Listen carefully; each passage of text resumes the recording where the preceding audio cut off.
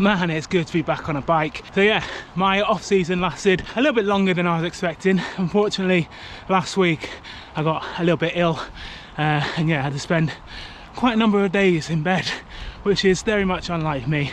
Usually when I get ill, it's like, yeah, about a day or so and I'm back to normal. But yeah, so it's been a week. I'm still not feeling 100%. But so yeah, today I just thought I'd jump on the bike for about an hour and a half and yeah, test the waters before jumping back into training, hopefully next week if everything goes to plan. Today was meant to be my first long ride back. It was meant to be a 4-hour ride, yeah, in zone 2, nice endurance pace, but yeah, I won't be doing anything like that today. Just gonna, yeah, just spin the legs, yeah, just kind of keep the heart rate down, because I do not want to get ill again. Yeah, that was not fun, I'll tell you that. Not COVID though, luckily, but yeah, not fun at all. And I know a few of you have been asking in the comments about which bike I'm going to be riding this winter, so after, when I get home, I'll show you my winter bike setup.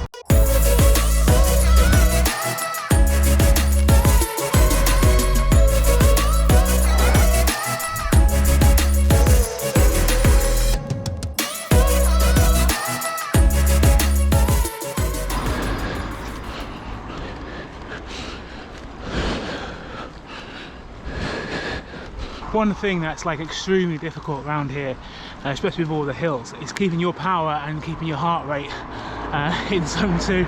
It takes a lot of self-control and discipline to kind of, yeah, keep your power and heart rate, yeah, in that kind of endurance zone. Yeah, so for me that's like keeping it under 230 watts and yeah, a heart rate of about 142 or so. So if I stay underneath that, yeah, which I'm kind of struggling with, and you should be able to like talk, yeah, short sentences, but you shouldn't be out of breath too much. So yeah, talking to the camera kind of helps me, makes me go a little bit slower than I usually would up these climbs.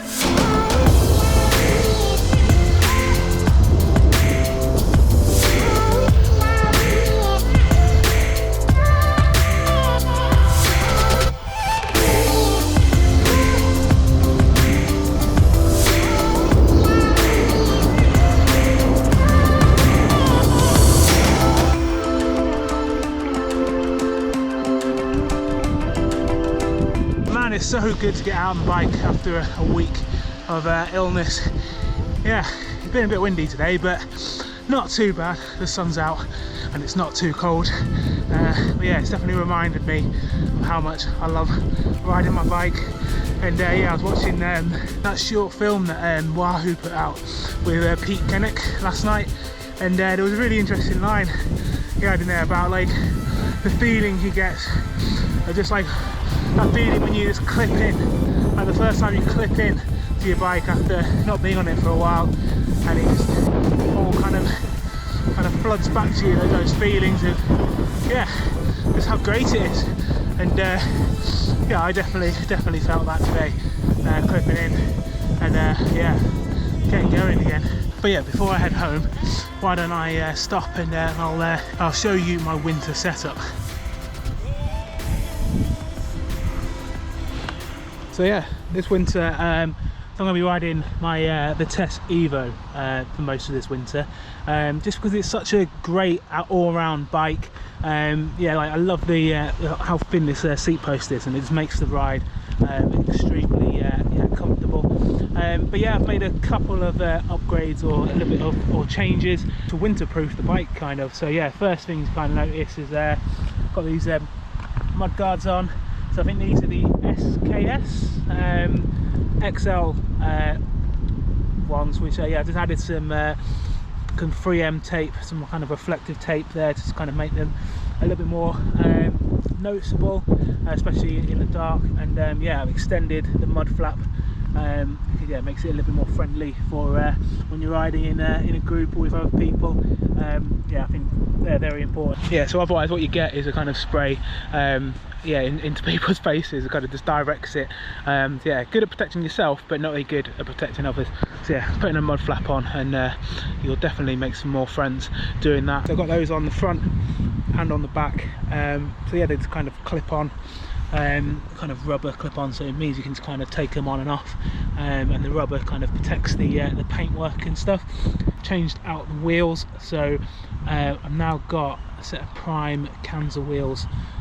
So they are 30mm deep, and they're actually, I think they are 23mm internal, so extremely wide. And then I'm running Hutchinson Fusion 5 tyres. They're the 30mm tyres. On this frame, Vita say you can run up to 30mm tyres, but I think you probably could squeeze 32, maybe even a 34. So very good clearance on the Vitesse Evo.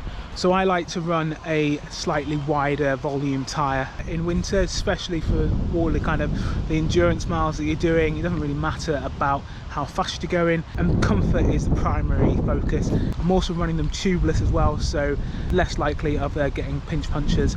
But yeah, so I think I'm running around about 65 to 67 psi in the front, and around about 72 psi in the back, which, considering when I've run 25mm tyres, I'm running around about 90 psi front and back.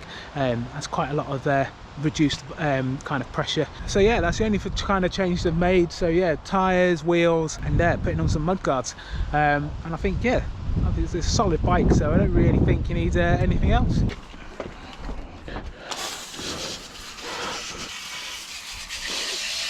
One of my main tips for winter riding is to clean your bike after every single ride.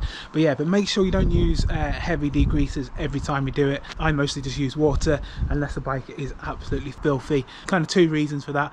One, it helps the planet. Heavy degreasers going into the drains is not a great thing, and two, it's also good for your bike as well.